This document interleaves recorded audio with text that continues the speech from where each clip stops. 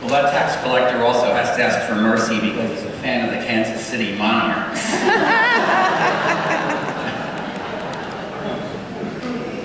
That is a sin in Chicago.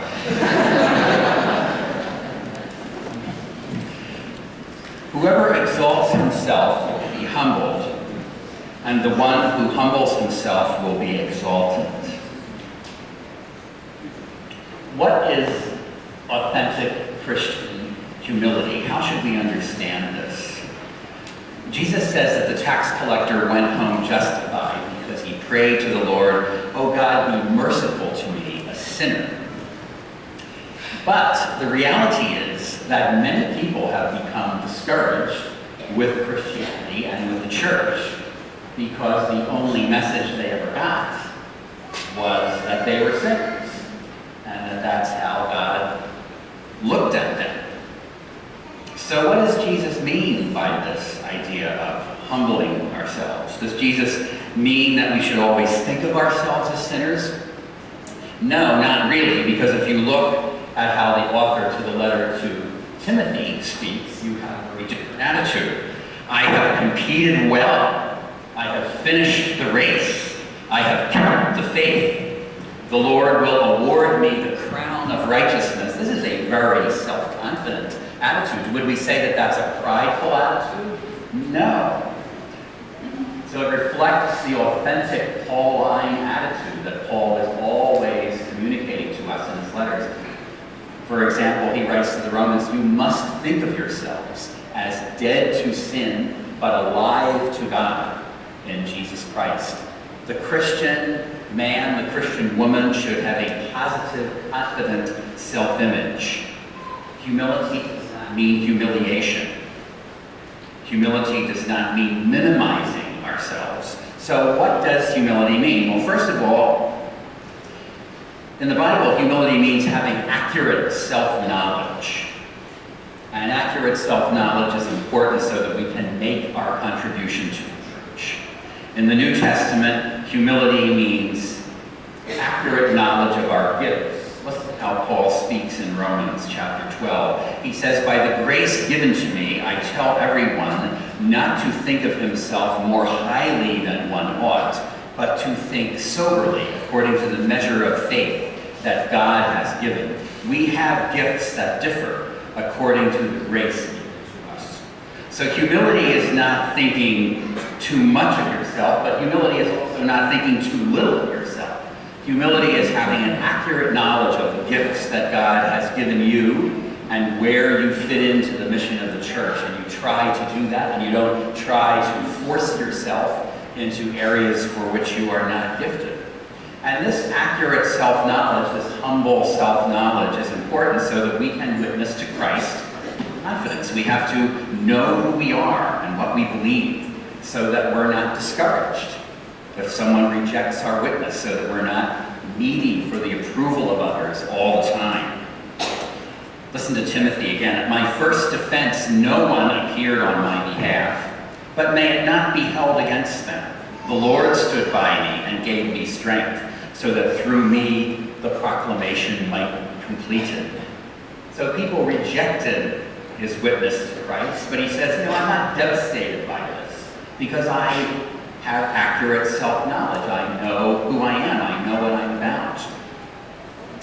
Let's take a test case here. So a 17-year-old Christian woman knows that it's better to wait to have sex only in a relationship where there's commitment to marriage. But what's she going to do when her boyfriend starts to pressure her? How's she going to respond? "Oh, baby, you're so beautiful. Baby, show me that you love me. Prove it to me." Is she going to say, "I better give in to him, or I might lose him? I'm afraid I might lose him"? Not if she has accurate self-knowledge. She's going to say, "Well, I told you what I believe about this. As a Christian, I'm going to base my life on relationships of committed love. So if you don't share those values, then maybe we should not be dating. But I don't hold against you. The Lord is standing by me and giving me strength." See, a humble person knows who he or she is and is not desperate for affirmation that will allow other people to manipulate them by flattering them or making them feel guilty. They have accurate self-knowledge. Humility also means honestly focusing on how I need to grow in my relationship with God and not always comparing myself to others. A mature Christian is someone who accepts himself or herself as God has made them, and they do not need to compare themselves to others. You know, the prayer of the Pharisee would have been okay if he had left out a few words. He could have prayed this way. He could have said, "Oh God, I thank you that I'm not greedy, dishonest, or adulterous, that I fast twice a week, and I pay tithes on my income." There's really nothing wrong with that prayer. That's a prayer thanking God for helping him to live a good spiritual life. But he didn't pray that way. This is how he prayed. "Oh God, I thank you that I am not like the rest of humanity, or like that tax collector." That's the problem with that prayer. That's a spiritually immature prayer that lacks humility. He needs to make himself superior to others, to feel better about himself by putting others down. And what's good about the tax collector is he's not comparing himself to others. He's humble. He's focusing on his own relationship with God and what he needs to do to make it better. So he has the humility to ask for the help that he needs. Humility is also the willingness to support those who have achieved less than I have. There are different ways that I can look at my achievements. I can see them as making me superior to others. We've all heard people talk about the successful person who's forgotten where they came from, right? And that was the Pharisee's attitude.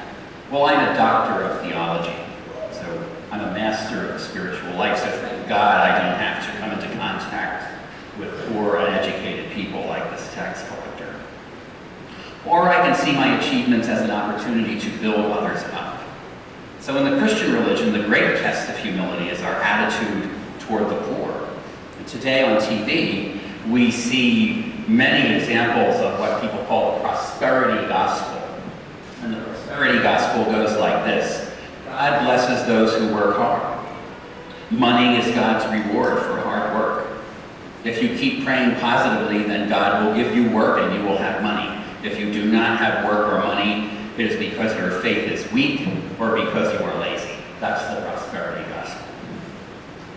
But the reading from Sirach, from the Old Testament, reminds us that since the Old Covenant, God has always called us to grow in the spiritual life through service to the poor. So the prosperity gospel is simply false. People aren't poor because they're lazy or because their faith isn't strong enough. Some people are poor because of where they're born. If I'm born in Lake Forest, Illinois, it's most likely that I'll be rich. If I'm born in Mexico City, it's most likely that I'll be poor. Some people are poor because sin has affected our institutions. People's jobs are cut, so their investors' profits can be increased, and they go through a long period of unemployment and they lose everything. Some people are poor because of the circumstances of life. They get sick while they're between jobs and they have no health insurance and they have no support system around them. There are many reasons for poverty. But listen to what Sirach says: "Though not unduly partial toward the weak, still God hears the cry of the oppressed. The prayer of the lowly pierces the clouds, and it does not rest until it reaches its goal." This is a very balanced statement. God is not unduly partial toward the rich. God does not love the poor more than the rich. Still, God hears the cry of the oppressed. God loves all those who are concerned about the lowly as he is. And humility is this willingness to use what I have achieved to help others improve their lives. So today we ask the Lord to teach us authentic Christian humility. Accurate self-knowledge of our gifts so that we can offer ourselves to others without fear of rejection. The capacity to rise above comparing ourselves to others and to be honest with the Lord about what we need to work on in the spiritual life.